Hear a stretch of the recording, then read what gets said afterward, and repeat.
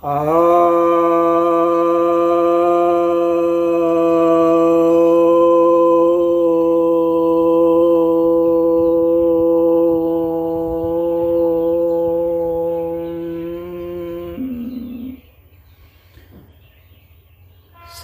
भक्तजनों को सप्रेम नमन। तो आज एक ज्योतिष के महत्वपूर्ण योग गुरु चांडाल योग पर चर्चा करने जा रहा हूँ। आप जानते हैं कि ज्योतिष में जो कुंडली होती है उसमें 12 भाव होते हैं और यह जो गुरु चांडाल योग है ये इन 12 भावों में बन सकते हैं। गुरु चांडाल योग इसलिए कहा जाता है क्योंकि गुरु और राहु एक साथ आ जाते हैं, यानी युति बना लेते हैं। किसी भी एक भाव में यानी किसी भी एक घर में जो 12 घर होते हैं 12 भाव, उसमें किसी में भी एक में वे एक साथ आ सकते हैं। और राहु से 7वें स्थान पर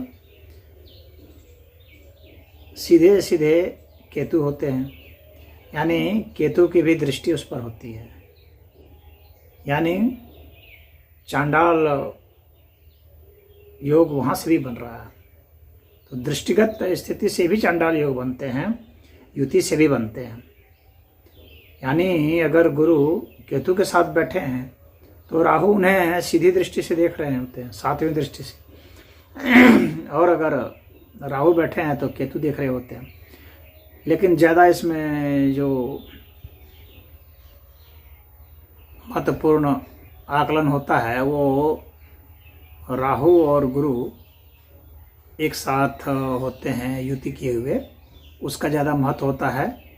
लेकिन दृष्टि का भी असर होता ही है। आप समझ सकते हैं कि 75% के आसपास होगा। अब इसके बाद यह जो योग है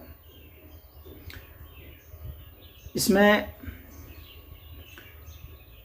इन दोनों के मध्य यह देखा जाता है कि इनका कंजंक्शन या इनकी जो युति बन रही है इनमें कितने अंश हैं। यदि अंशों का अंतर बहुत ही ज़्यादा हो तो इसका अर्थ यह हो जाएगा कि कंजंक्शन थोड़ा कमज़ोर है। अगर अंशों का अंतर थोड़ा कम होगा मतलब कंजंक्शन बहुत मजबूत है, करीब है, क्लोज है। तो 0 से 23 डिग्री के आसपास में सभी ग्रहों की स्थिति होती है, उसी में अंतर होते हैं। मान लीजिए कि 10-15 डिग्री के आसपास में राहु हैं और इसी के आसपास में गुरु भी हैं, तो काफ़ी मजबूत कंजंक्शन बढ़ जाएगा। अगर मान लीजिए कि 1 डिग्री के आसपास में राहु हैं और 29 डिग्री के आसपास में गुरु हैं तो फासला काफ़ी हो गया। अब वे दोनों जो हैं, एक अभी एंटर कर रहा है, दूसरा अभी एग्जिट कर रहा है, यानी उस हाउस से एक बाहर निकलने के लिए तैयार है और एक अंदर आने के लिए तैयार हो गया है। मतलब तैयारी अंदर ही है, लेकिन उनकी तैयारी जो है इस ढंग से एक अंदर आ रहा है एक बाहर जा रहा है, भले एक ही साथ एक ही हाउस में है। तो यहाँ पर जो है स्ट्रेंथ कम हो जाएगा गुरु चांडाल योग का। कुछ लोग इसे गुरु चांडाल दोष भी कहते हैं, परंतु दोष कहना उतना उचित नहीं है। योग का वह एक पहलू है। कोई भी जो योग बनेगा उसमें कुछ दोष भी होगा और उसमें कुछ गुण भी होंगे। राहु चांडाल गुण भी होंगे, राहु चांडाल दोष भी होंगे, ये दोनों ही होंगे। अब चूंकि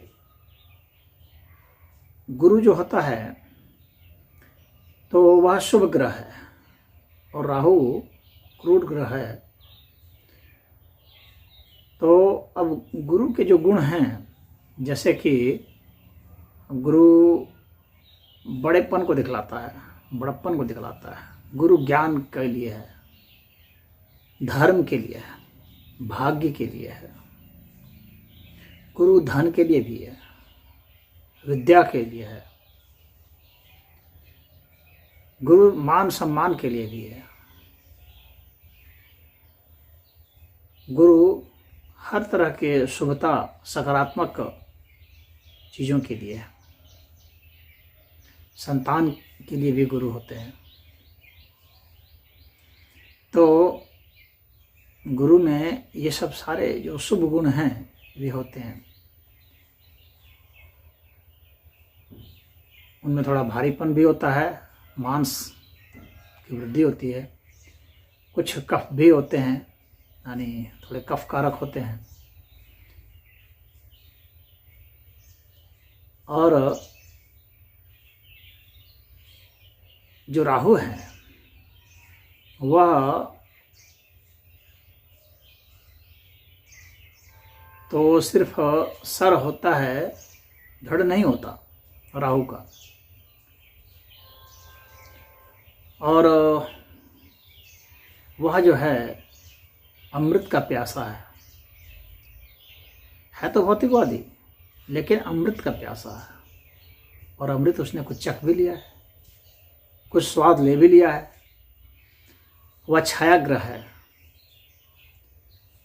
तो छायाग्रह होने के कारण क्या है कि उसका प्रभाव छाया के अर्थ में पड़ेगा, यानी वो एकोमोडेट कर जाता है, एडजस्ट कर जाता है, जिसके साथ होता है उसके साथ। तो गुरु के साथ होगा तो गुरु के साथ एडजस्ट कर जाएगा, गुरु को अपना प्रभाव दे देगा और गुरु का प्रभाव अपने में ले लेगा। यानी गुरु अगर मजबूत हुए दोनों की युति में या दृष्टि में, जो भी योग बैठ रहा हो, तो उसमें अगर गुरु बलवान हुए तो राहु गुरु की तरह प्रभाव करेगा, गुरु का गुण अपने में ले आएगा। अगर राहु बलवान हुआ तो गुरु को अपना दे देगा, और अगर दोनों लगभग बराबर हुए तो दोनों ही एक दूसरे का बराबर लेन देन कर लेंगे, बराबर दो एक दूसरे का गुण को रिफ्लेक्ट करेंगे और दोष को भी रिफ्लेक्ट करेंगे।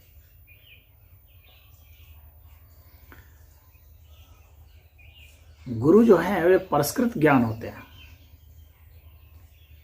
और परस्कृत वाणी होते हैं। सभी विभिन्न क्षेत्रों में पारंगत होते हैं और सबको अच्छी सलाह देने वाले होते हैं। राहु जो हैं वे माया फैलाने वाले होते हैं, पाखंडी होते हैं, बहुरूपिया होते हैं, इल्यूजन उनका मेन होता है, धोखेबाज होते हैं, जुआड़ी होते हैं, धूर्त होते हैं, दूसरे को ठगते हैं, खुद नहीं ठगाते, चतुर होते हैं, बहुत प्रैक्टिकल अप्रोच रखते हैं, यानी प्रयोगात्मक होते हैं, व्यावहारिक होते हैं, संशयात्मक होते हैं, संदेह करते हैं, हर चीज़ पर प्रश्न उठाते हैं, आसानी से किसी चीज़ को मानते नहीं।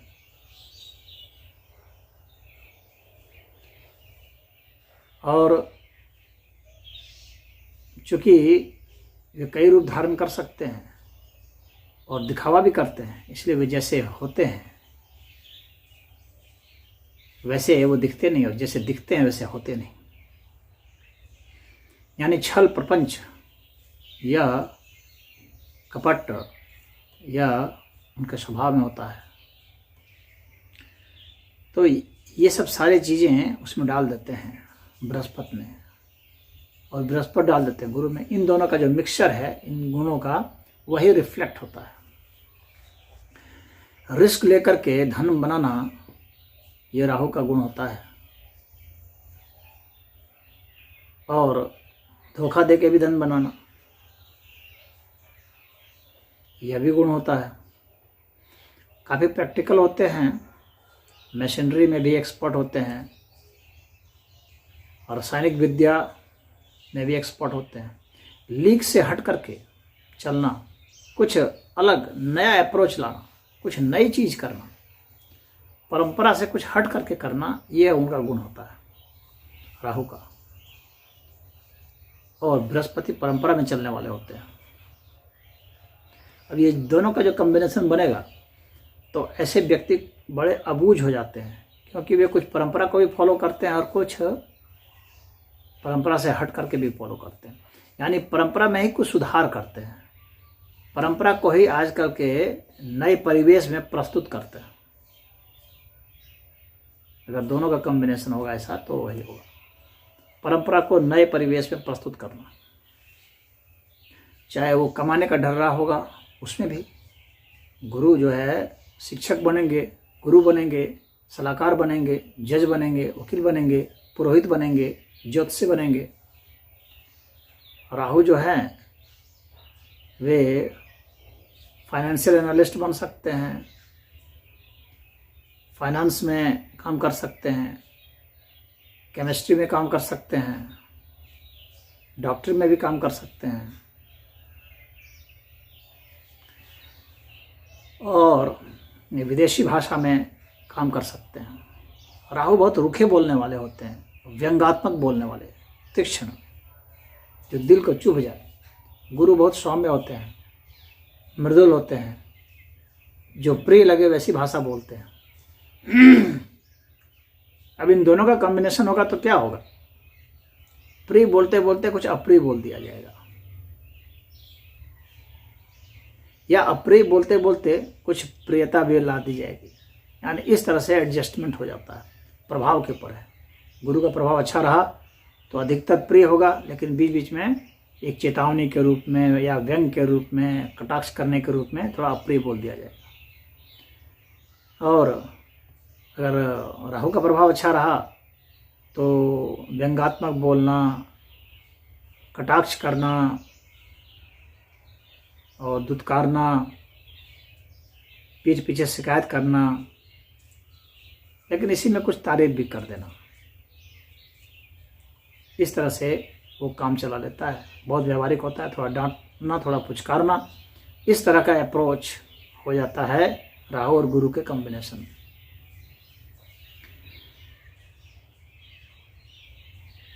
अब गुरु जो है वह जीव है, यानी जीवात्मा।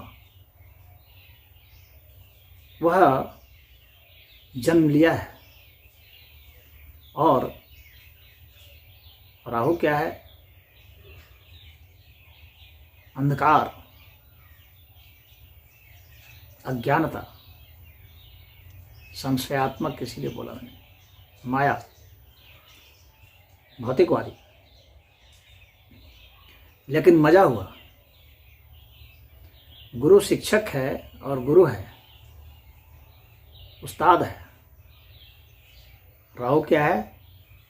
दादा है। तो दादा के संबंधों को, नाना के संबंधों को राहु बतलाता है। और जब ये दोनों मिल जाएंगे तो इसका मतलब हो गया कि मजा हुआ। एक वयस्क का उम्र का व्यक्ति, यानी अगर जिस तरह से वृद्ध लोग व्यवहार करते हैं उस तरह का उसका व्यवहार होगा, भले युवा हो, और काफ़ी पांडित्यपूर्ण उसकी शैली होगी बताने की, और ज्ञान से भरा हुआ, हर क्षेत्र का ज्ञान उसके पास होता है।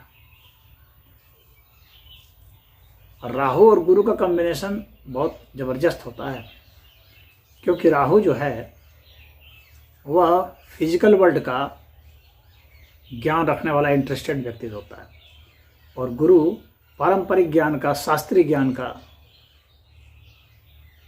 तो ये जब दोनों मिल जाएंगे तो दोनों का कॉम्बिनेशन हो जाएगा, यानी उसके पास पारंपरिक ज्ञान भी होगा और आधुनिक ज्ञान भी होगा। इसके कारण वो बहुत मैच्योर्ड परिपक्व होता है।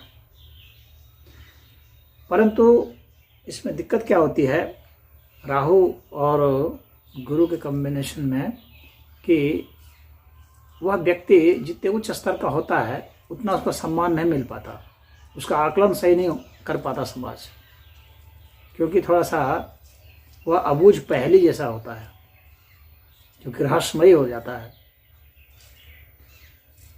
अब इसके कारण क्या है कि उसमें उसकी भाषा भी कुछ ऐसी हो जाती है कि लोग बुझ नहीं पाते हैं, उसके वेशभूषा भी ऐसे हो जाते हैं कि लोग समझ नहीं पाते हैं।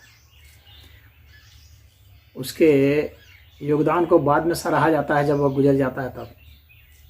ये इसका कॉम्बिनेशन होता है, गुरु चांडाल योग का यह मतलब होता है।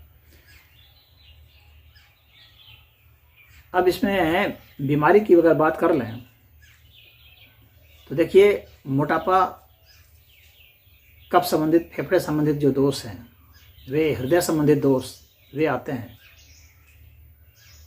राहु जो है चर्म रोग संबंधित दोष देता है, विषजन्य दोष देता है, यानी विषाक्त हो जाना।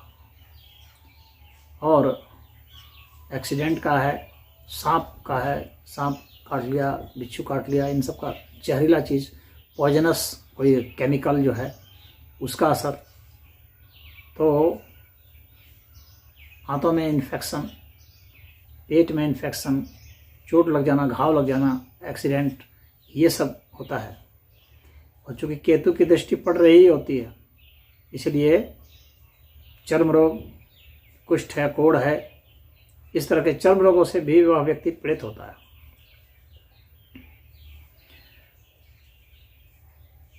अब इसके ऊपर है कि वह व्यक्ति जो है उसका जो गुरु है वह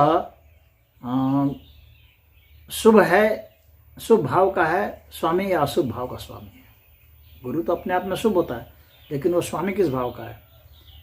अगर छठे भाव का स्वामी है, या 8वें भाव का है, या 12वें भाव का है, तो अशुभता तो आ ही जाएगी भाव के कारण, उन भाव के स्वामी कारण। तो यहाँ पर गुरु कमजोर पड़ जाएंगे, राहु मजबूत हो जाएगा।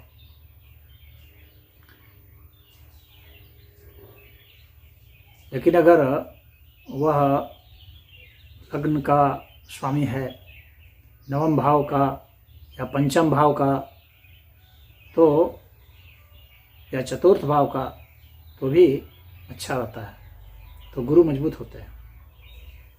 वहाँ पर राहु जो है गुरु जैसा व्यवहार करना शुरू करता है, इस तरह के प्रभाव में।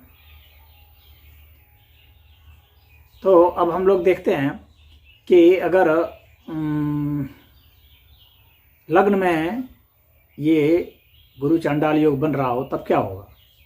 अगर लग्न में गुरु चांडाल योग बन रहा है तो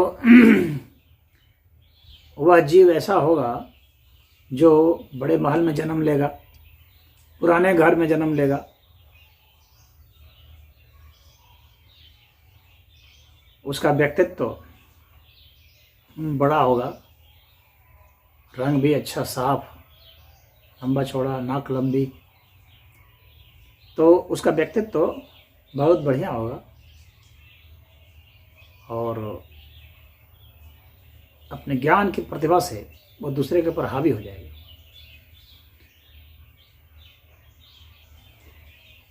परंतु राहु उसमें थोड़ा सा दिक्कत करेगा कि लोग उसे घमंडी अहंकारी कह सकते हैं।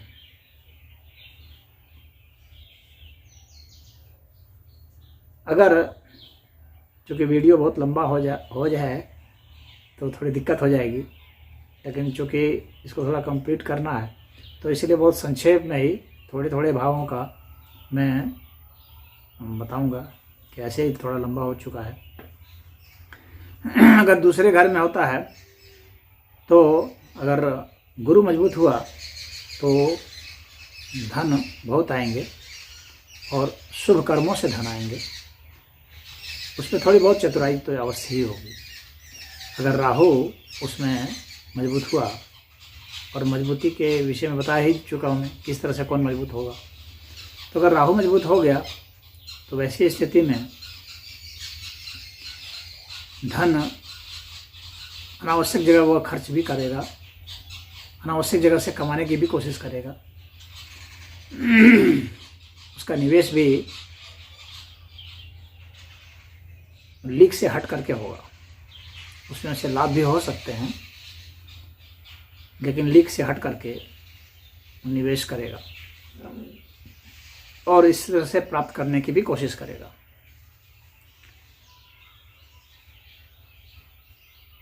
अपने पैतृक संपत्ति को थोड़ा सा चतुराई से, बुद्धि से और थोड़ा सा गिदड़ भपकी दे के, धमका करके, धोखा दे करके भी वह अपने नाम से संपत्ति कर सकता है। अगर वही तीसरे घर में पराक्रम स्थान पर होगा तो क्या होगा कि गुरु मजबूत हैं तो पराक्रम बहुत मजबूत होगा और पराक्रम अनावश्यक नहीं होगा, यानी बहुत बुद्धि लगा करके किसी चीज़ में हाथ डाल करके मेहनत करेगा और अपने भाई बहनों से संबंध उसके अच्छे रहेंगे। स्वयं ही वह बड़ा भाई होगा और अच्छे संबंध रहेंगे।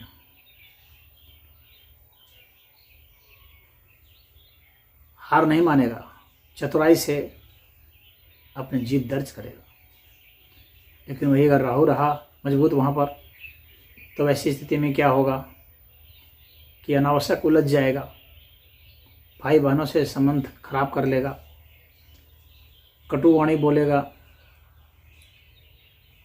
उनके मेहनत को अपना बनाने की कोशिश करेगा, उनसे किसी न किसी बहाने पैसे ऐंठ लेगा। इस तरह की बुद्धि उसमें हो जाएगी। पराक्रम भी सोचेगा दूसरे करें, लाभ वो खुद लेने की सोचेगा।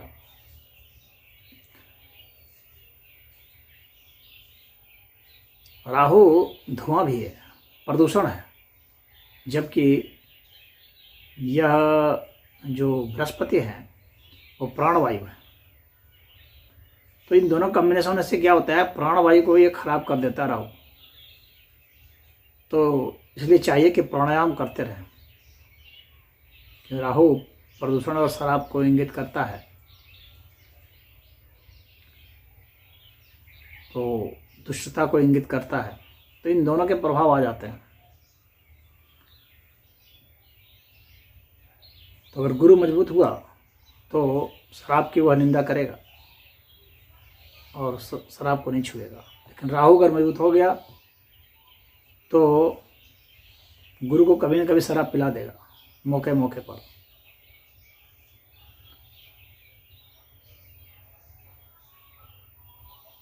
और धूम्रपान करा देगा। तो अगर चौथे घर में अब हम लोग बात करते हैं, अगर यह योग बन रहा है तो मकान जो है बहुत भव्य होगा, वाहन बहुत होंगे, बहुत अच्छा योग बनता है। जमीन के प्लॉट भी होंगे, जन समर्थन भी लेने में सफल होगा, वह बहुत अच्छा राजनीतिज्ञ होगा, बहुत अच्छा वह समाज में प्रतिष्ठित गुरु होगा। उसके माता के साथ भी बहुत अच्छे संबंध रहेंगे। लेकिन अगर राहु स्वयं मजबूत हुआ तो वह धूर्त ज़्यादा होगा, जनता को ठगेगा, जनता को लंबे लंबे भाषण सुना करके धोखा देगा, उनका शोषण करेगा, लेकिन सामने में दिखाएगा कि मैं बहुत अच्छा हूँ। तो सफ़ेद पोष अच्छे स्वांग करने वाले धूर्त नेताओं की पहचान यही होती है। राहु मजबूत होता है और गुरु के साथ यहाँ बैठ करके चंडाल योग बनाता हुआ जनता के स्थान पर होता है वह का बीज,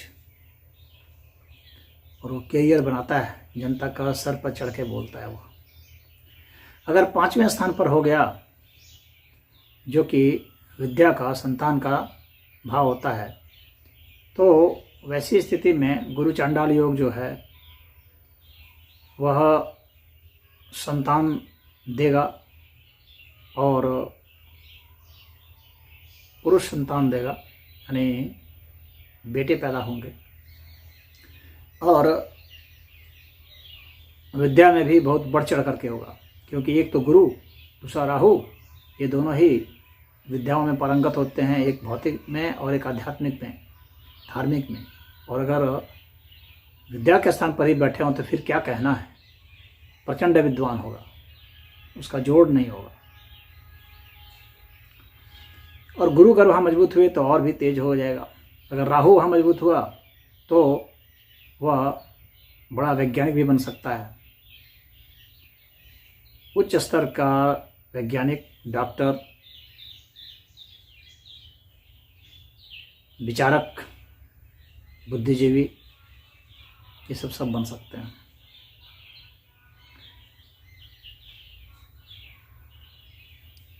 अगर छठे स्थान पर हुआ, यह योग बना छठे स्थान पर, तो वैसी स्थिति में शत्रुओं की तो ऐसी तैसी हो जाएगी। यानी ये शत्रुओं को तो हर तरह से पछाड़ मारेगा, शत्रुओं के ऊपर जीत हासिल करेगा, हर हाल में शत्रु को हर हाल में परास्त करेगा।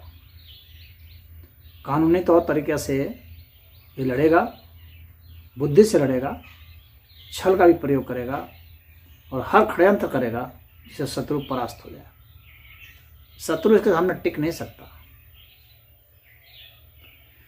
और ऐसे लोग बहुत ज़्यादा मुकदमा करते हैं, बहुत मुकदमेबाज होते हैं, जो जिनका गुरु चांडाल योग यहाँ बनता है, बहुत मुकदमेबाज होते हैं। पूरा जीवन उनका मुकदमा से होता है, बचपन से शुरू होकर के वो मुकदमा शुरू हो जाएगा बचपन से ही, और एकदम बुढ़ापे तक चले जाएगा, मरते काल तक चलेगा मुकदमा। ऐसे लोग दूसरों को मुकदमे में फंसाते हैं, खुद भी फंसते हैं, लेकिन हराते रहते हैं और अपनी बुद्धि से जीत हासिल करते हैं। रोगी तो हो जाते हैं, चर्म रोग के रोगी हो जाते हैं यहाँ पर आकर के। आयु इनकी ठीक होती है वैसे,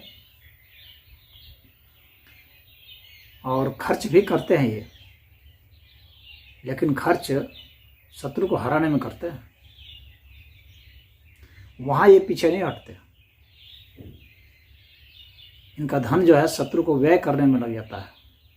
हालांकि आमदनी होती है, लेकिन दिल से खर्च करते हैं शत्रु को हराने के लिए। और रोग के लिए भी खर्च करेंगे, रोग का भी शमन करते हैं, शत्रुओं का भी शमन करते हैं, ऋण का भी शमन करते हैं। ऋण बहुत बुद्धिमानी से लेते हैं। 7वें स्थान पर यदि यह योग बन रहा है तो यहाँ गुरु मजबूत है, तो गुरु जो है, चूँकि सन्यासी होता है गुरु, ज्ञान का दीपक है वह, तो स्त्री या गृहस्थी में उसे बहुत रुचि नहीं होती है, लेकिन सौम्यता बनाए हुए रहता है। यानी स्त्री के प्रति वो विरोध भी नहीं दर्शाता, परंतु स्त्री से भीतर से लगाव नहीं रखता। सौम्यता बनाए हुए वह वैराग्य को प्राप्त होता है। तो संबंध तो स्त्री से बाहर से अच्छे होते हैं, भीतर से अच्छे नहीं हो पाते हैं, क्योंकि अंदर से कोई बहुत रुचि नहीं दिखाता। अगर राहु यहाँ पर प्रबल रहा तो कटुता तो ला ही देता है। बहुत राहु प्रबल होने पर तलाक की स्थिति भी हो जाती है, कटु शब्द का भी प्रयोग हो जाते हैं, और भीतर से वैराग तो होता ही है गुरु के कारण। तो गुरु का वैराग और राहु की कटुता मिला करके ये तलाक की स्थिति या अलगाव की स्थिति तो पैदा कर ही देता है राहु प्रबल होने पर। और गुरु प्रबल हुआ तो थोड़ा सा संभाल के ले जाता है, राहु को दबाता रहता है, अपनी भाषा को पर नियंत्रण रखे रहता है, ज्ञान के कारण समझाता बुझाता रहता है। तो किसी तरह से गृहस्थी निभा देता है, संबंध निभा देता है। परंतु इतना जरूर है कि अंदर से लगाव नहीं रहता और वैराग्य और संन्यास की संभावना ज़्यादा हो जाती है। अगर 8वें घर में, 8वें भाव में यह योग बन गया तो आयु बहुत अच्छी होती है। लेकिन स्वास्थ्य से जूझना पड़ता है। लगातार संक्रमण के चांस, सांप काटने के चांस, पेट में फोड़े वोड़े निकलने के चांस, शरीर में फोड़े वगैरह निकल जाते हैं, हृदय में परेशानी हो जाती है, मोटापा बढ़ जाता है, शरीर भारी भारी, ब्लड प्रेशर बढ़ जाता है, हृदय में दिक्कत, ऑपरेशन कराना पड़ सकता है। ये सब स्थितियाँ आ जाती हैं। फिर भी अपनी आयु को खींचता रहता है लंबा, पीड़ित होते हुए भी। अगर गुरु वहाँ पर शुभ रहा, अच्छा मजबूत रहा, तो वैसी स्थिति में इन सब को थोड़ा नियंत्रण में वह रख सकता है। अन्य शुभ ग्रहों की दृष्टि रही तो और अच्छा रहता है। अशुभ ग्रहों की दृष्टि रही और अन्य अशुभ ग्रहों के साथ वहाँ पर संयुक्त रहा तो और प्रचंड हो जाएगा। अब अगर नवम भाव में देखें तो नवम भाव में गुरु बहुत शुभ होते हैं, क्योंकि वह धर्म और भाग का है घर, और उसका स्वामी तो वे स्वयं ही है। तो नवम भाव में श्रेष्ठ फलदायक होता है, तमाम तरह के दोषों को दूर करने वाला होता है गुरु वहाँ। और वहाँ जब यह योग बनता है तो बहुत प्रखर वक्ता वह होता है, प्रखर विद्वान होता है, ज्ञानी होता है। योग से संबंधित ध्यान, ज्ञान, मंत्र, तंत्र, यंत्र हर विद्या में पारंगत होता है वह। और चूँकि राहु का साथ मिलता है, इसीलिए वह भौतिक ज्ञान, विज्ञान से भी और व्यवहारिक ज्ञान से भी परिपूर्ण होने के कारण वह धर्म को व्यवहारिक अर्थ में प्रस्तुत करता है। सैद्धांतिक स्तर पर सिर्फ नहीं, बल्कि धर्म के व्यवहारिक पहलू क्या हैं जीवन में, उसको बतलाता है। विद्या, शिक्षा के व्यवहारिक पहलू क्या हैं, उस पर उसका जोर होता है। तो यहाँ बहुत अच्छा कॉम्बिनेशन बनता है चंडाल योग का।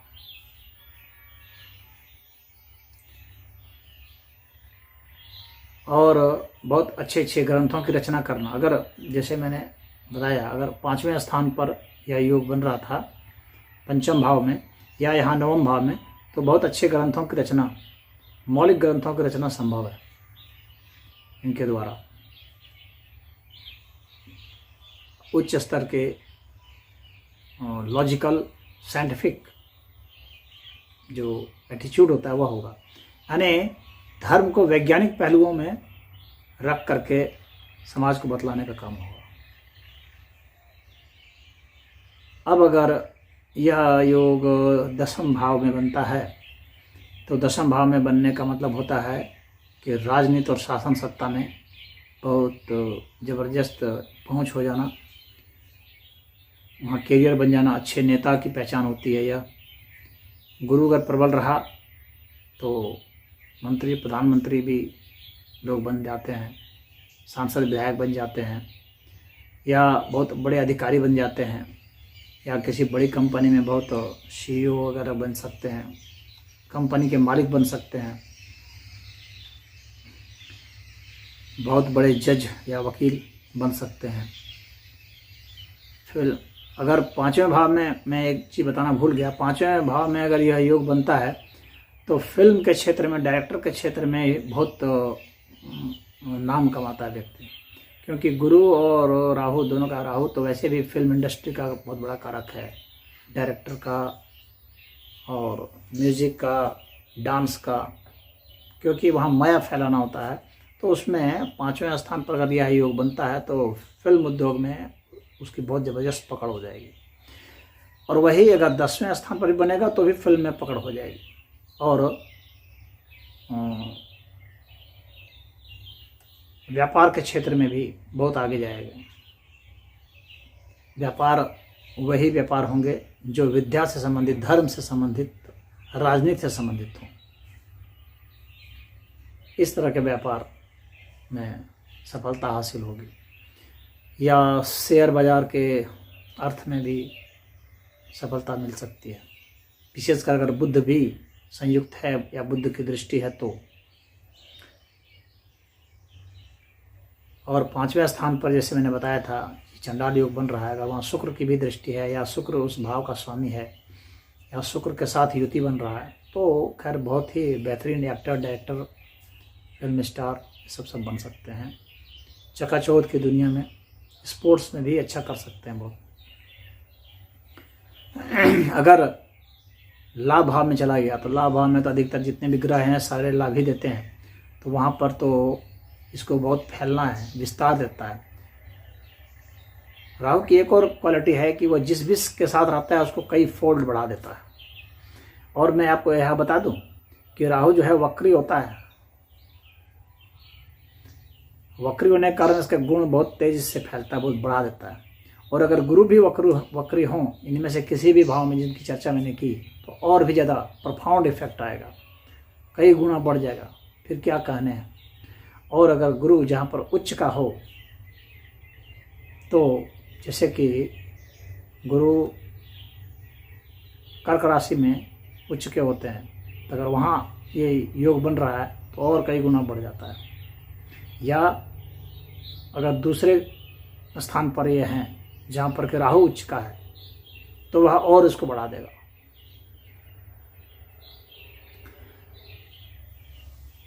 अब अगर इसमें है तो इनकी आय जो है बहुत अच्छी होगी, धर्म के आधार पर आय होगी। और वाहन का भी वहाँ पर मिल जाता है, 11वें घर में वाहन, आय, मित्रों से बहुत अच्छा सहयोग ले लेने में सफलता हासिल कर लेना,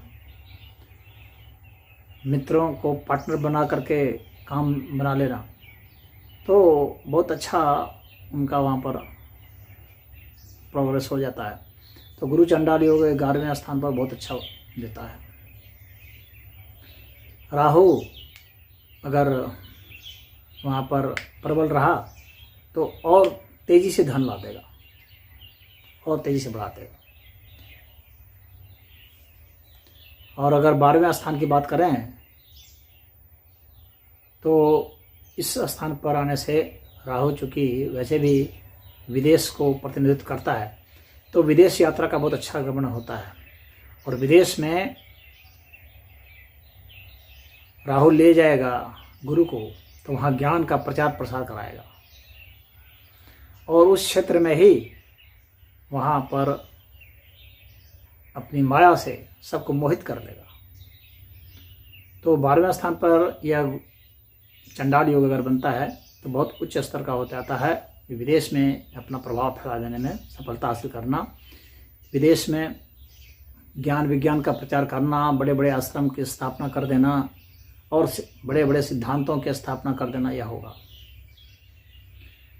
अगर राहु यहाँ प्रबल रहा तो विदेश ले जाएगा, और ज्ञान की बात तो वो कम करेगा, कैसे ज्ञान का एक बहाना बना के कैसे धन लाया जाए धोखा दे करके, वह ज़्यादा वो करेगा। और यहाँ पर यह योग जब बनेगा तो उस धोखाधड़ी में वह कभी फंस भी सकता है और जेल की हवा भी खाने पड़ सकती है। इस स्थान पर योग बनने से जो खर्च होंगे, अगर गुरु प्रबल रहे तो जो व्यय होगा वह धर्मार्थ व्यय होगा, ज्ञान के क्षेत्र में व्यय किया जाएगा, और विदेशियों को बहुत ही ज़्यादा लाभ मिलेगा।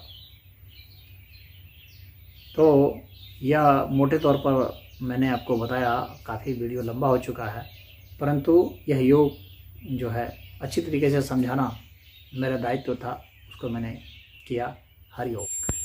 सनातन धर्म में यह कहा जाता है कि यथा पिंडे तथा ब्रह्मांडे, जो पिंड में है वही ब्रह्मांड में है, और जो ब्रह्मांड में है यथा ब्रह्मांडे तथा पिंडे, वही पिंड में भी है। यानी इन दोनों में साम्यता है, दोनों में अभिव्यक्तियां हैं। इसमें एक सूक्ष्मता है, एक विराटता है। यही विराट विकसित होकर के सूक्ष्म हुआ है, और वही सूक्ष्म विकसित होकर के विराट हुआ है। तो एक फैल करके बड़ा हुआ है, एक बड़ा होकर के संकुचित होकर के छोटा हो गया है, सूक्ष्म हो गया है। तो इसी तरह का जो है सिद्धांत है। अर्थात जो हम ग्रह और नक्षत्र बतलाते हैं ज्योतिष में, वही ज्योतिष में यह बताया जाता है कि वही जो है मनुष्य के भाव में, उसके मन मस्तिष्क में वही बात आ गई। अर्थात आप यदि गुरु बृहस्पति को यदि ग्रह मानते हैं, वह बाहर का जो भौगोलिक पिंड है वह, तो उसका जो है भीतर आध्यात्मिक रिफ्लेक्शन क्या है उसके, वो हमारे शरीर में वह किस तरह से गुणों में और भावों में है, वह यहाँ पर ज्योतिष में बताया जाता है। तो जब बृहस्पति और गुरु की बात होती है तो आप समझ लीजिए कि जो गुरु के जो गुण बताए हैं तो वह समझ लीजिए कि उन्हीं को गुरु कहा जाता है। आप इस शब्द में समझिए, यानी वैसी ही ऊर्जा है वह। और राहु जब कहा जाता है तो हमारी वैसी ही ऊर्जा जो छल कपट वगैरह सिखाती है, हाँ, जो माया फैलाती है, जो भौतिकवादी होती है, जो संशयवादी होती है, जो अंधकार का पक्ष लेती है, जो तामसी प्रवृत्ति की होती है, तो वह जो है वह राहु है। इसको ऐसे समझें। तो इसका संदर्भ विज्ञान से इसको ऐसे जोड़ें। और जो सकारात्मक है, शुभ है, शुभता जो सोचता है, समाज के सबके कल्याण का सोचता है, सभी प्राणियों के हित का सोचता है, जो हमारे में प्राण शक्ति को भरता है, जो हमारे में जीवन शक्ति को लाता है, जो धर्म, संस्कृति, ज्ञान विज्ञान को आगे बढ़ाता है, वह जो है गुरु कहलाता है। तो हमारे में ऐसी शक्ति को गुरु कहते हैं। अब इन दोनों के ही इंटरेक्शन से ही जो है ये ज्योतिष का फलित भाव विकसित हुआ है। कुछ लोग ज्योतिष के फलित भाव की जो आलोचना करते हैं तो वे यह नहीं समझ पाते हैं कि आखिर वह जो भौगोलिक स्थितियां होती हैं उसका रिफ्लेक्शन, उसका इफेक्ट तो कहीं ना कहीं मनुष्य के शरीर में होगा ना। तो वह जो इफेक्ट है वही फलित ज्योतिष के रूप में विकसित हुआ है, जिसको कुछ विद्वान लोग नहीं मानते हैं, लेकिन उसका प्रभाव है, साइकोलॉजिकल इफेक्ट है। तो जो साइकोलॉजिकल हम लोग एक्सप्रेशंस होते हैं वह इन ग्रहों के कारण होते हैं। तो चांडाल योग में भी ऐसा ही होता है, उसका रिफ्लेक्शन होता है, जिसका कि मैंने अभी विशद वर्णन किया। अब इसमें बात करते हैं कि क्या निवारण क्या हो सकता है अगर इसका दोष पक्ष देखा जाए। चांडाल योग हो गया, एक चांडाल दोष भी हो जाता है, यानी जब बुरा फल देता है तब बुरे स्थान पर बन जाए, यानी अगर गुरु जो है वह नीच का हो तो वैसी स्थिति में ये क्या फल देगा।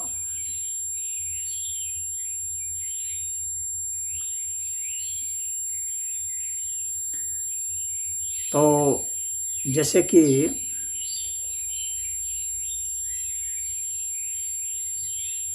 अगर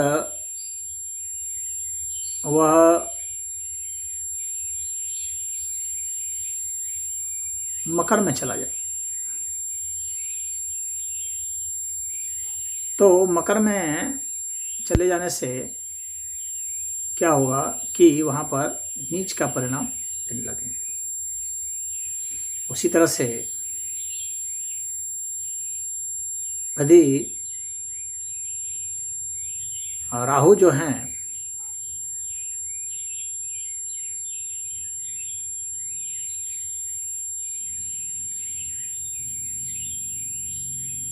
वृश्चिक में चले जाएं तो वहाँ पर नीच का फल दे सकते हैं।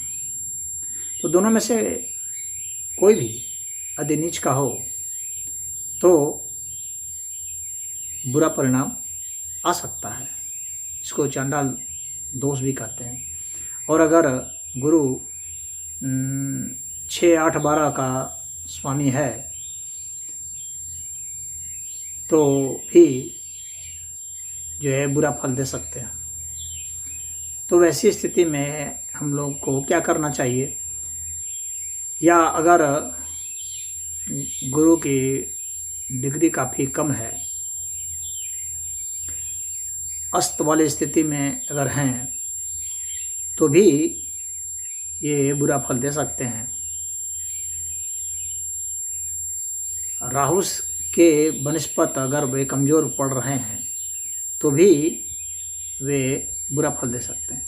तो ऐसी स्थिति में निवारण क्या है? तो निवारण यह है कि शिव की आराधना, हनुमान जी की आराधना, इन दो की आराधना बतलाई गई है। इससे आप जो है शुभ परिणाम प्राप्त कर सकते हैं, या कम से कम अशुभता को तो घटा सकते हैं।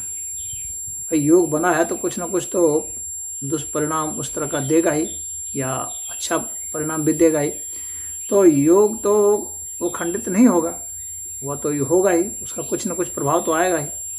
तो उसके प्रभाव को हम कैसे रिड्यूस कर सकते हैं, वह यही है कि हनुमान जी की आराधना करें मंगलवार के दिन, शिव जी की आराधना करें सोमवार के दिन, और पंचामृत जो है वह चढ़ाएं और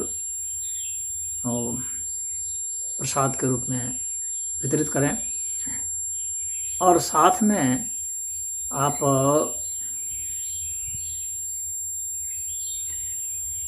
ओम गुरुवे नमः का जाप भी करें। इससे गुरु की शक्ति मजबूत होगी।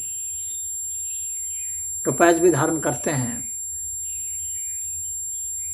तो तर्जनी उंगली में दाएं हाथ के, तो वो मजबूती आती है। आप चाहें तो यह जो है 5:15, 7:15 से 11:15 तक धारण किया जाता है। आप लॉकेट के रूप में, ब्रेसलेट के रूप में भी धारण कर सकते हैं। राहु की खराब स्थिति में, राहु जब बहुत अशुभ और एकदम दूषित हो चुका है प्रचंड रूप से,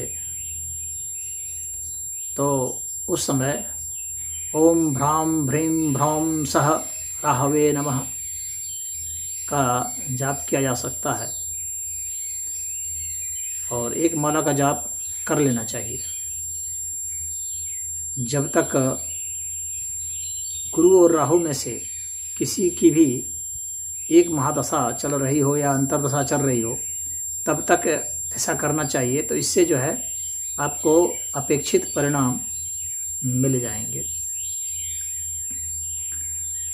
और गुरु की आराधना करने के बाद जो है वह जब इसका पारायण कर लेंगे तो पीले वस्त्र का, पीले फूल का, पीले फल का, मुद्रा का, हल्दी का, केले की जड़ का, इन सब का दान गुरु को जाके देना चाहिए। यह योग मूलतः बनता ही तब है जब व्यक्ति ने अपने पिछले जन्मों में गुरु को ठगा है, गुरु के प्रति दुर्व्यवहार किया है, गुरु की किसी बात को नहीं माना है, गुरु की अवहेलना की है। वैसी स्थिति में ही यह गुरु चांडाल योग बनता है। या उसने किसी को ज़्यादा धोखा देने का काम, विष देने का काम किया है, जुआ में, शराब में लिप्त रहा है, उससे भी गुरु चांडाल योग बनने का योग बनता है। तो इन दोषों से दूर रहें और गुरु चांडाल योग में गुरु की सेवा करें, गुरु की बात मानें, गुरु की आराधना करें, गुरु का परामर्श लें, अपने दादा की सेवा करें, नाना की सेवा करें, उनका परामर्श लें। तो या दादा नाना नहीं हैं तो दादा नाना की आयु के जो हैं वृद्धजन, उनकी सेवा करें और उनकी परामर्श लें, तो भी यह दोष दूर होता है। तो मैं समझता हूँ कि इतना पर्याप्त है, और यदि आप इन सब चीज़ों का पालन किए तो यह निवारण हो जाएगा। और आप इसके दोष से बहुत हद तक इतनी क्षमता इस दोष को दूर कर पाएंगे आप कि आपके लिए यह सहनीय हो जाएगा और यदि यह शुभ है गुरु चांडाल आप में, तो और भी बढ़िया फल आपको इससे आएंगे। हरि ओम।